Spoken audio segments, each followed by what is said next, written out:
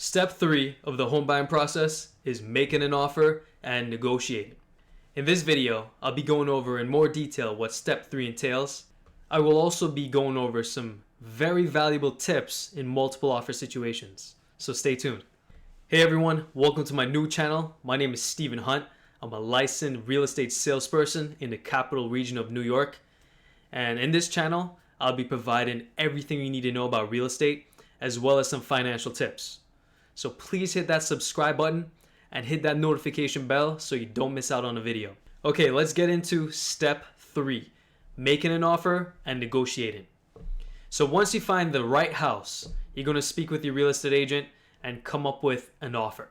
A real estate agent will go over the contract with you and explain the different contingencies that you have on the contract, such as the attorney approval, the mortgage contingency, and the inspection contingency. Now, when you're making an offer on a property, your real estate agent will do a market analysis to make sure you're not overpaying for the property. Your real estate agent is there to help you make your decision. At the end of the day, the decision is up to you. So if you want a certain price range that you want your real estate agent to put in, they can do that for you. But they're there to give you advice. Now, depending on what type of loan you get, you may need seller's concession.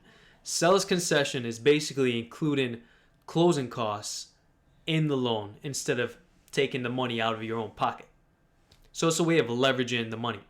You're putting it in a loan rather than using it out of your own pocket. Sometimes seller's concession could actually make you lose out on a deal, which I'll get into a little bit later in this video. So now that you've filled out all the dates on the contract and the terms, it is time to sign the contract and submit the offer to the listing agent.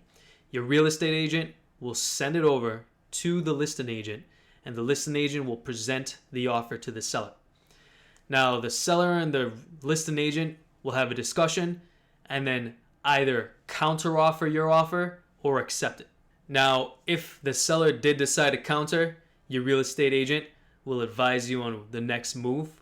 You guys will have a discussion, then make a decision, submit another offer. And you keep going until the offer is accepted. Once the seller accepts your offer and signed off on that offer, then you move on to the next step, which is step 4, the attorney approval and applying for the mortgage. Now let's say there's a hot listing that came on the market, or it's a very hot market. Buyers are buying homes like crazy. The moment they go up, they're gone. So let's say that listing comes on and your real estate agent shows you that property. You want to make an offer.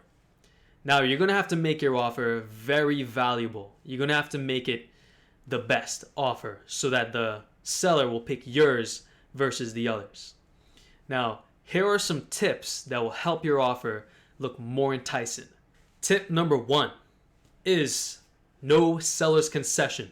If it is a very hot listing and if you can afford it, then no seller's concession.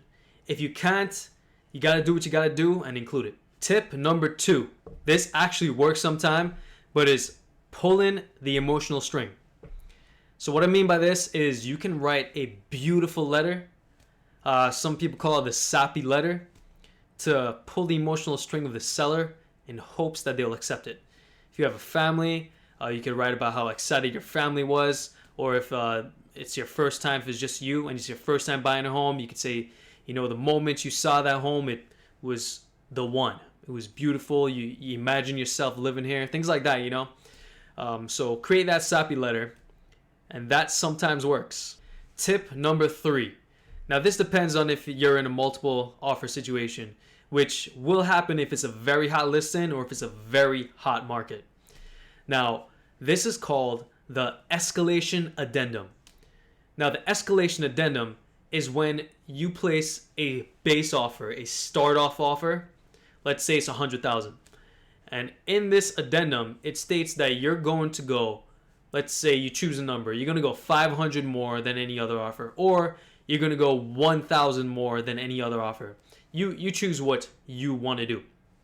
I recommend doing 1,000. So you're going to say that you're going to go 1,000 higher than any other offer with a cap. So let's say it's 100,000, and let's say you say, you know what? I'm willing to go 15,000 above asking. Now in a hot market, I've seen some really high offers, like 32,000 above asking. I've actually seen that. So let's say that you start off at 100,000 you're going to go 1,000 higher than any other offer with a cap. Now that cap, let's say you want to go $15,000 higher. So you're going to say, I start off at 1,000. I'll go 1,000 higher than any other offer with a cap of 115,000. So let's say another offer came in at 109. Your offer will be automatically placed at 110. But let's say another offer comes in at 116,000. Then your offer will not be $1,000 higher because your cap was 115. So the escalation addendum is a very nice addition to getting the multiple offer situation accepted. Tip number 4. Now before we get into tip number 4, I just want to stress this. I do not recommend it. Only if you, the buyer, feels comfortable and confident, then you do tip number 4. I will always say I recommend this. You have the option to do tip number 4, but I don't recommend it. It is just to make your offer more valuable to get the offer accepted. If you're a contractor, then however you feel comfortable, it's up to you. So tip number 4 is waiving the home inspection. Now, especially if you're a first-time home buyer, you would not want to do that. If you have no idea about inspection or houses, then you definitely don't want to do that. However, if you feel comfortable and confident that you can waive the inspection, you feel the house is solid, then that will make your offer a little bit more valuable than the others. So waiving the inspection will help. And those are the 4 tips of increasing the chances to have your offer accepted in a multiple offer situation. Please hit that like button if you thought this was valuable. And remember to hit that subscribe button as well as that notification bell so that you don't miss out on a video. Thank you so much for watching. And the next video, the next step should be in one of these box videos over here. And I will also include the playlist